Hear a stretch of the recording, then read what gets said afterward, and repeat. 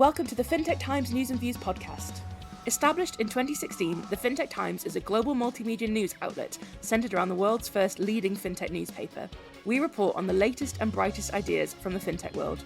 Follow the conversation using hashtag TFD News and Views and follow us at the Fintech Times. Hello, and welcome back once again to the News and Views podcast, the podcast where we give you the news and give you our views. Guys, Tom, Francis, hello. Welcome back. How has your week been? It's been fantastic. It's good to be back. Yeah, it's been just a busy week with news this week, and we're going to be giving you some of the best ones. I mean, I've not heard us do that intro before, but I'm here for it. I think that's right. I'm trying something we have new. the news, and we will give you the views. Yeah, exactly. Trying something new, going a bit, pepping things up a little bit. Spice it up a little bit. Yeah, exactly. But so what fantastic news are we going to be talking about this week, Francis? So this week I'm going to be talking about Flutterwave tackling the payments challenges for African students to overseas schools. Fabulous. And Tom? This week I'm going to be talking about the UK finance pay disparity between men and women. Fantastic. And I am going to be talking about the lack of green finance products for small businesses. Does anyone want to go first? Yeah, sure, I'll go first. Go ahead, Francis. Take it away. Thank you very much. So the African-based payments technology company Flutterwave has launched a new product called Tuition, enabling African users to conveniently pay various fees to educational institutions, both in Africa and overseas, using their local currencies. So, Flutterwave has designed Tuition to solve the wide range of challenges students face when paying school fees in Africa. The product aims to ensure payments ease when making transactions to schools, and it also enables students, parents, guardians, and sponsors to pay school fees to over 40 institutions in the UK, with plans to add more institutions in more countries across Africa and beyond. So there are a lot of challenges that, students face when studying abroad, and I guess even studying within Africa itself. And these can range from high transaction costs to limited access to banking services, currency exchange rates, and security concerns. And these are all big things that, are concerns, and they're all very valid. And I think when I think back to my time at schools and university and stuff, and you always hear about how expensive these fees, especially if talking about the students going abroad in this example, you always hear about how expensive these fees are. And if it's going to be that expensive, the least the organizations can do is make the payments process simple, right? Because I don't think there's anything worse really than uncertainty when dealing with large sort of sums of money, right? You want to know that it's going to the right place. You want to know that it's being received, and you just don't want that sort of stress of, it's like the security concern, like the article brings up. So I don't know. I just thought it was a really interesting, feature that I guess when we haven't really discussed, because I mean, we're not even talking about financial education today, which is, a news and views favorite, if you will. But this is just education full stop, right? And I think when we're talking about what, fintechs and paytechs can do to help the world, it is an absolute must to ensure that people have, an access to education. And if they've got a limited access to banking services, then changing that for the better is an absolute must. And I think it's a great product and a great service that's being released. But I really just wanted to sort of throw it out to you guys and get your views on this, and sort of, I guess, I'm assuming we're all going to be saying good things, so I guess sort of just singing Flutterwave's praises, really. I mean, one of the things that I wanted to add just before is that the company has announced that it wants to expand, because currently it's only based in Nigeria, but it wants to expand to, the UK, the US, Canada, and France. Yeah, I just wanted to sort of get your views and sort of see, what you think. Tom, I'll go to you first.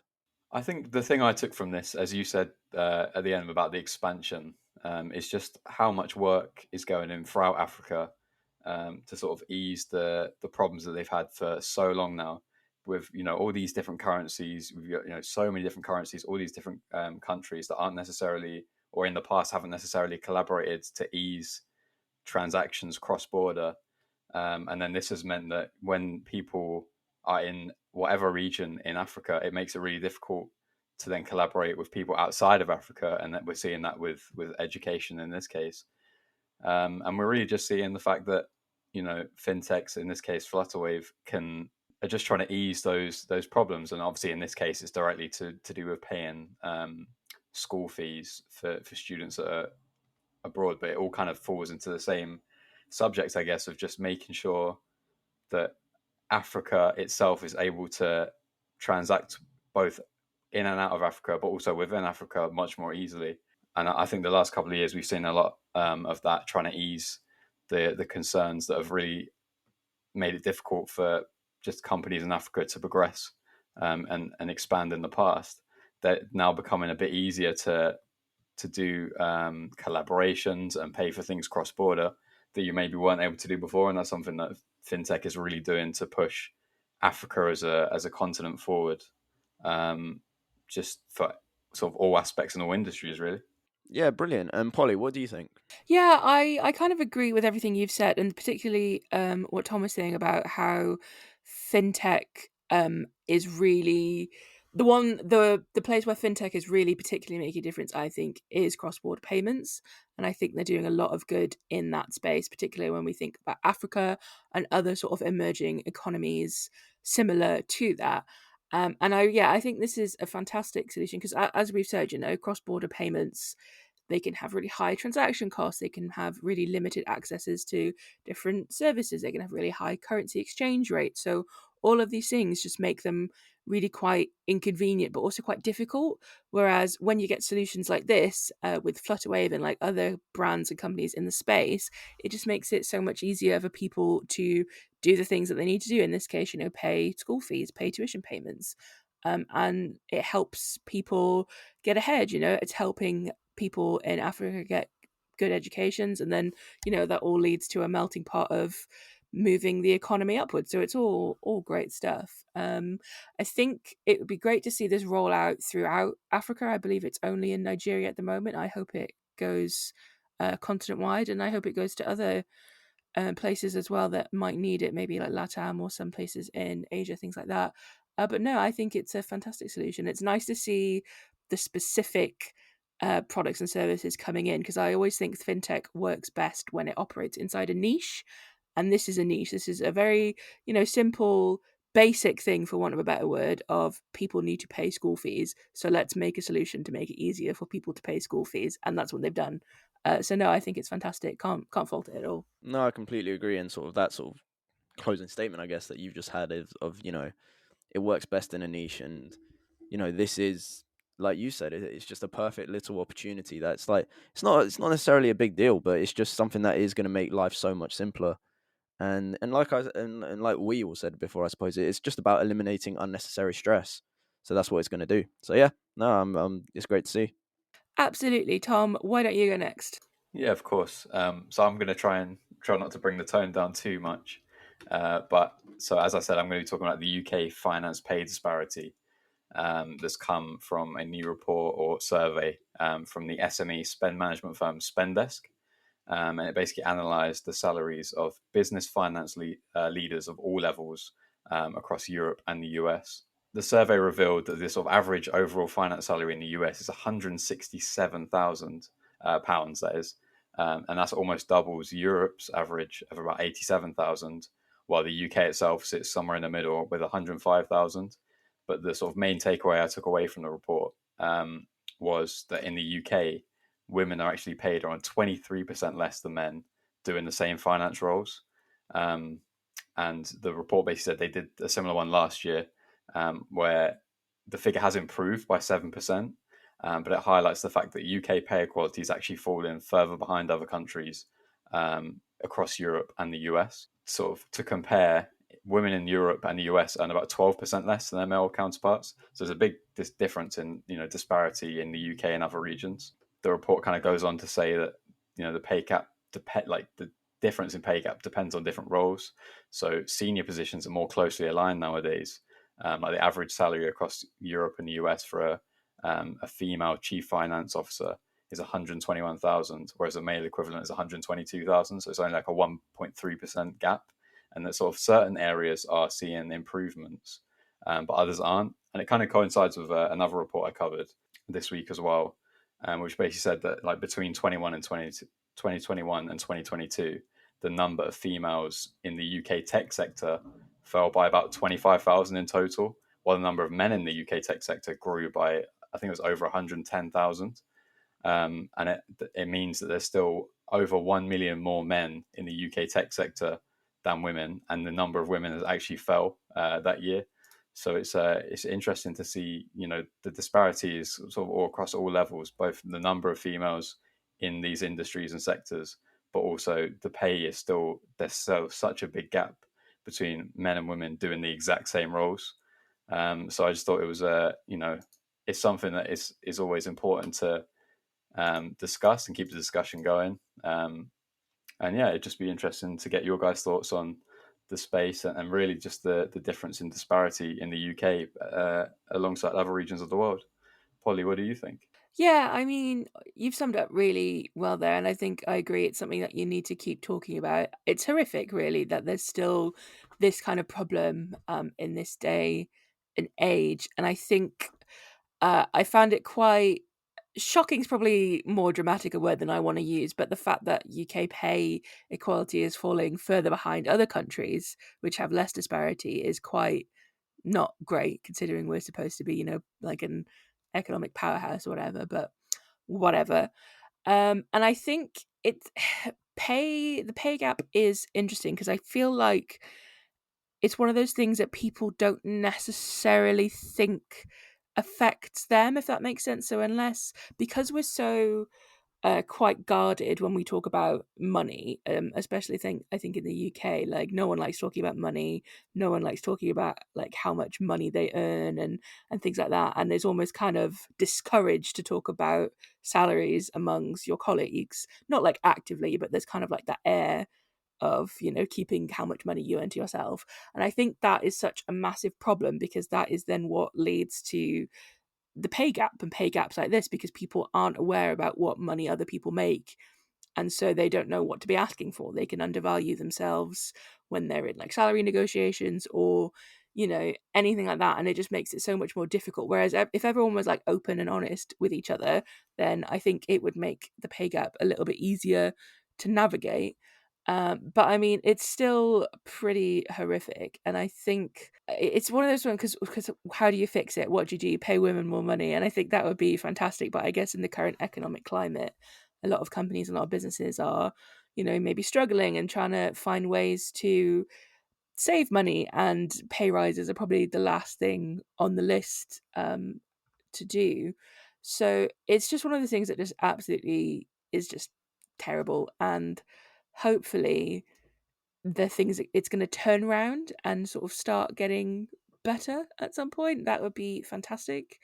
And I think just to see the gap continue to decrease would be important, because I think the only way to really sort of have equality at a high level is to start with the little things like pay disparity and pay gaps. If you get rid of those, then suddenly equality and diversity just get so much easier.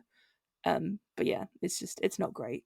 No, absolutely. And I think something you pointed out there is like, how do we stop this? Where is the solution? And something I really wanted to find out that is really hard to discover, I guess, is just what are the roots of the problem, and what sort of elements can be fixed or improved that will then in turn close these sort of pay gaps that exist literally around the world. And I think it would be interesting to try and find out more about what are the direct sort of reasons behind this. I think the other report I mentioned about the number of women in tech falling between 2021 and 2022, the managing director of the company, Integra Accounting, that sort of commissioned the report, he was basically saying, because a lot of the tech roles created during the pandemic were remote, a lot more women were taking up these roles because they had care and responsibilities. Remote work was a lot easier, but these have been the first roles to be cut in an economic crisis, because they're the most disposable. They're the people that aren't coming into the office. The remote work is maybe seen as the first one to go. And I just found it interesting that it's something that, because more women have these sort of care and responsibilities even nowadays, they're having to play a big impact in their the jobs they take up. But then that is then actually working against them later down the line, because they're the roles that are going the first. So there's a lot of different kind of issues and problems around the kind of roles that they have to take up because of other responsibilities and things like that.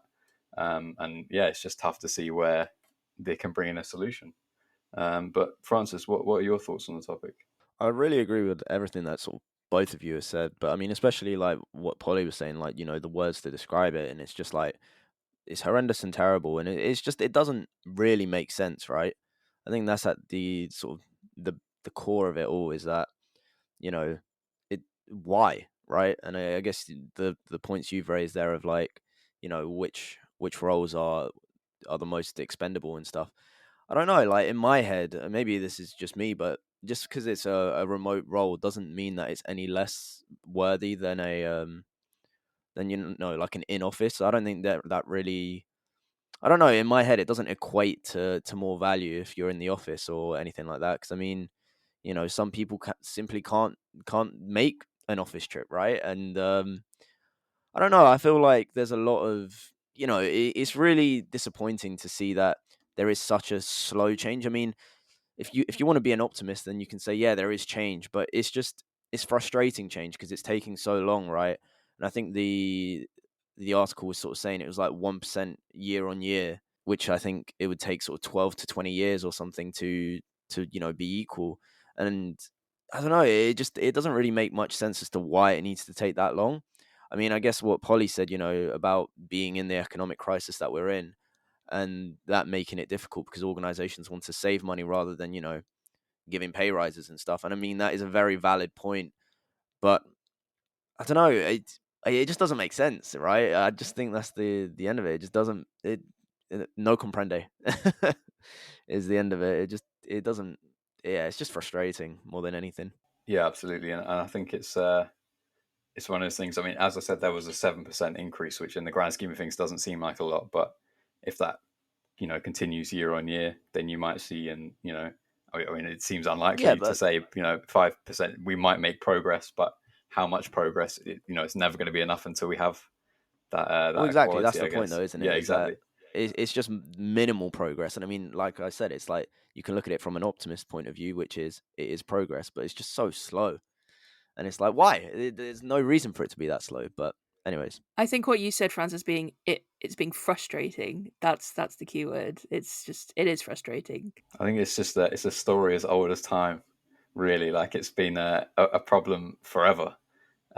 So I think it's something, it's important to keep the discussion going, but until we see it, it's almost like, is it even achievable? Like with the way everything's set up, how big the changes really need to get in order for them to be implemented. So it's yeah, it's not the most cheerful space, but it's important to keep the conversation, always going, to try and see the most change, I guess. Yeah, absolutely. Um, Moving on then to my article. So we're going to be talking about the lack of green finance products for small businesses, and how it is an opportunity for banks and lenders to kind of help them access sustainable financial products. Sorry. The Lending Standards Board is urging financial service firms to address the challenges faced by small and medium sized enterprises in accessing sustainable financial products. So essentially, while there is a huge demand for green finance among SMEs, many businesses are still encountering barriers to these products, such as cost, complexity, and a lack of information. And I think this is really interesting because at the moment, green finance is the thing. And I think, especially from a business point of view, if you're not operating in some level of green finance or sustainable finance, then that is starting to become a problem. I think green finance used to be a nice to have. It was, it was a differentiator for a lot of banks. It was something nice that you could put on your marketing materials to say, we're doing this, we're thinking about the planet. But now, obviously, in the state that we're in, sort of climate wise and environmental wise, green finance is no longer a nice to have. It is now becoming an essential, realistically. And to your operations, you have to have some sort of, you have to have some sort of consideration to your impact on the environment, which I think is fantastic and I think is very important. But then obviously, when it comes to our small businesses, it's starting to be a little bit of a challenge for them to access these products because only a limited number of registered firms offer these specific green finance products to small businesses with varying levels of customer uptake. So obviously when we think about green finance, we're talking about like green loans, such as like efficiency improvements, electric vehicle purchases, things like that, and as well as using sort of loans and investments and that kind of money in a green way. Like you don't want to sort of find out that the bank that you're taking a loan from is using your money to like fund oil companies or something like that. So it's kind of a lot of prongs to it. But essentially, I think the main key point of the article is that the financial services sector really needs to start considering how products and services are being used to support green or sustainable initiatives within small businesses, and how these small businesses can actually utilize them and bring them into their daily operations, because there's such a need there for financial products and services to support, financial goals, not financial goals, sorry, sustainable goals in a financial way. So it's a really interesting thing. And I think we've talked about green finance and this idea of sort of being sustainable within finance quite a lot, but I'd love to get your guys' opinion on it. Like, do you think that green finance is an essential, and should we be doing more for small businesses? Is this something that maybe like a regulator needs to get involved with, and start urging the banks and financial services platforms to like really push things for small businesses? I mean, what do you think? It's all, we all want to make positive changes to the environment, and it's great that this is coming up to be a conversation. So I mean, Francis, what do you think? I weirdly don't think a regulator needs to get involved. I think, the customer demand itself is going to really sort of direct what, these SMEs are really going for. Because I think if we always sort of see, these are positive associations, right? If one SME is using, green finance, or using, or having sort of announced that they've, integrated some green financial products, or, they were created through, that sort of avenue, I think customers are naturally going to be, going towards them more than the, unsustainable competitors who don't sort of show that, desire to make positive change. And I think it's almost like natural selection, right? We've done articles on the Fintech Times before describing how consumer attitudes are changing, and the younger generations are so, ESG inclined, that if an organization isn't doing that, especially a startup in, a small business, then they're really shooting themselves in the foot. So I don't really think a regulator needs to get involved, because I think it's just going to sort of work itself out. And I think the problem, maybe the issue is, right, is that if a regulator gets involved, is that an organization might just be greenwashing, right? They're just going to sort of say, oh, we're doing this, we're doing that, but it's not really something that they believe in. And I think that is a core sort of aspect to make, the company be successful. They really have to sort of believe in what they do, right? And I think that's just with every organization, right? If you're just sort of in it to make a profit, it's never going to be as successful as an organization who truly believes what they're doing, right? So I think that's where it's really going to lie, is that, customers are going to direct which organizations survive and which don't. Yeah, absolutely. And I think you made some really key points there. I mean, Tom, what do you think about all this? Is green finance something that's just going to sort of happen and evolve? Honestly, I don't know. I think something we see quite a lot is different surveys and research about how consumer sort of behavior is changing, and people are thinking more about green finance when they're making decisions about who they bank with and things like that. But I'm going to just out myself as a massive hypocrite, because I was like recently sorting out my savings accounts and trying to work my money out, because we're in a cost of living crisis, try and make every penny count.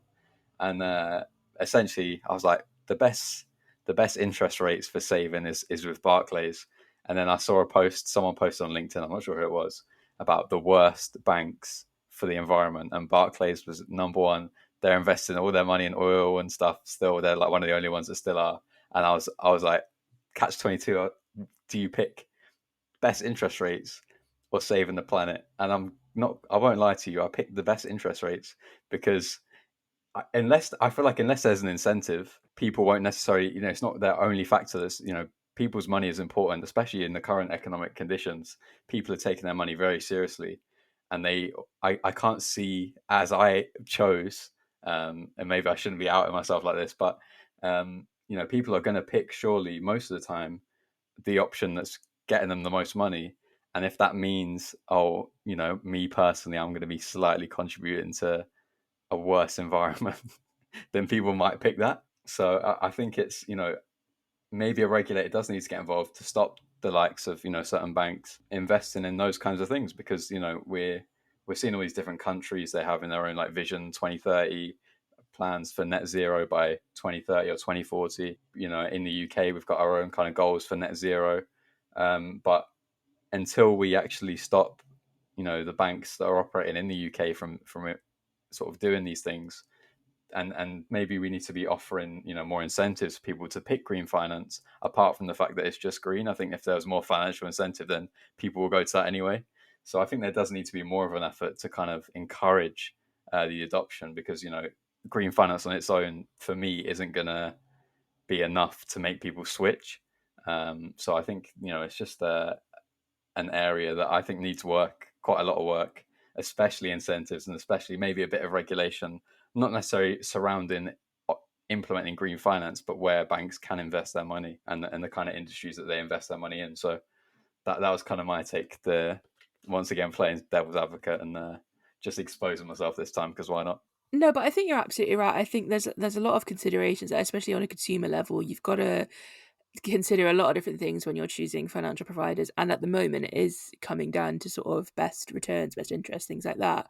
I guess from a business point of view is where it gets a little bit different, because even though you want to have the same returns, you want to make sure you're getting the best deal, getting the best interest rates, blah blah blah. At the same time, I guess you have to think about your economic impact a little bit more, because you want consumers to buy things from you or use your services. So it's quite a tricky one, I think, but it's really interesting, and I guess time will only tell when it comes to green finance and what else is going to pop up. But I do think you're absolutely right in terms of needing more incentive to go with green finance products. But maybe in the future everything will be green finance, and so we won't need an incentive. But who knows? But anyway, that does bring us to the end of our discussion today. Thank you so much, guys, for bringing your articles. If you want to read any more about anything you've spoken about today, or anything else from the fintech world, head on over to thefintechtimes.com, where there's plenty more news and insights over there. But quickly, let's go on to what I learned this week. So each week we learn tons of new stuff, being on the Fintech Times editorial team, that we thought would be fun to share it with our listeners. So Francis, what have you learned this week? Thank you, Polly. So, what I learnt this week is that Portuguese is, in fact, one of the most spoken languages within the African Development Bank, with 5 different countries as members speaking the language as its primary, language, I suppose. And the Portuguese Foreign Affairs Minister, João Gomes Cravinho, he spoke to the African Development Bank to expand, their agreements, and I just thought it was a really cool thing to see how spoken Portuguese was. Awesome. Tom, what did you learn this week? This week I learned that despite the sort of rapid rise of AI and chatbots and these different services, the automated services, that technology advisor Ensono has revealed that 56% of UK insurance consumers still would much rather speak to a real person on the phone about their insurance services over any other medium. Fantastic. And I absolutely agree. But and then what I learned this week is that UK fintech funding has dropped in the first half of 2023, and the total cash raised by UK fintech firms reached $2.9 billion in the first 6 months, which is a 37% decrease compared to the latter half of 2022. But amazing, guys. Thank you so much for joining me, as always. Thank you for chatting. It's been fantastic to talk about fintech with you. Have a great rest of your week, and I'll catch you on the next one. See you guys next week. See you guys later. Thanks for listening to the Fintech Times News and Views podcast. Don't miss next week's episode, and continue the conversation using hashtag TFT News and Views, and follow us at the Fintech Times.